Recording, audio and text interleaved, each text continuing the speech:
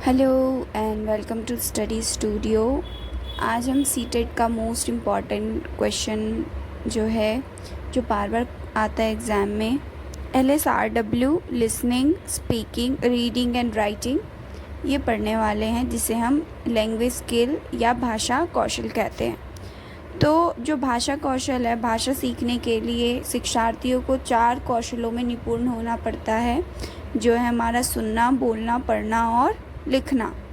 इनमें से जो 2 कौशल है हमारे पास, लिसनिंग एंड रीडिंग, सुनना और पढ़ना, ये है ग्रहणशील कौशल, जिसे हम कहते हैं रिसेप्टिव स्किल, जो कि ग्रहणशील कौशल है। यह ग्रहणशील कौशल है क्योंकि शिक्षार्थियों को ऐसा करने के लिए भाषा का उत्पादन करने की आवश्यकता नहीं होती है। ये सिर्फ क्या करते हैं, इन्हें ग्रहण करते हैं, इसे प्राप्त करते हैं या समझते हैं।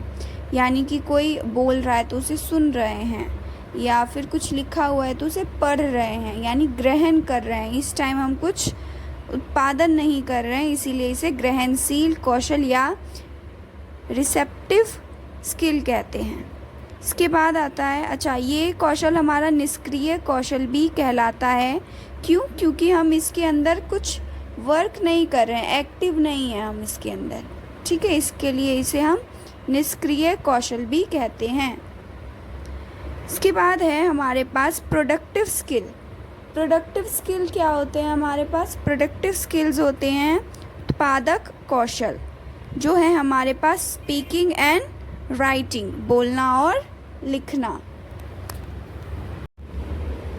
तो ये हमारे उत्पादक कौशल होते हैं। यह उत्पादक कौशल है क्योंकि इन्हें सीखने वाले शिक्षार्थी को भाषा का उत्पादन करने की आवश्यकता होती है। यानी इसमें शिक्षार्थी उत्पादन करते हैं भाषा का, बोलकर या लिखकर। इन्हें सक्रिय कौशल भी कहते हैं क्योंकि इसमें जो शिक्षार्थी होते हैं वो सक्रिय रूप में रहते हैं, ठीक है। तो ये थे हमारे पास LSRW। इसके अलावा जो सुनना और बोलना है उसे प्राथमिक कौशल कहते हैं। जो पढ़ना और लिखना है उसे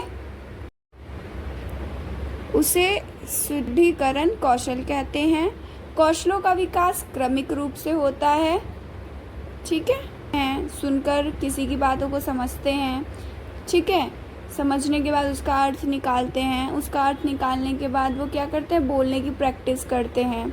जब उन्हें बोलना आ जाता है तो क्या करते हैं, वो फिर पढ़ना सीखते हैं, जैसे अ, आ, ई, ठीक है। फिर इनसे ऐड कर करके, प्लस कर करके शब्द बनाते हैं, और शब्द बना के फिर लिखना सीखते हैं, ठीक है।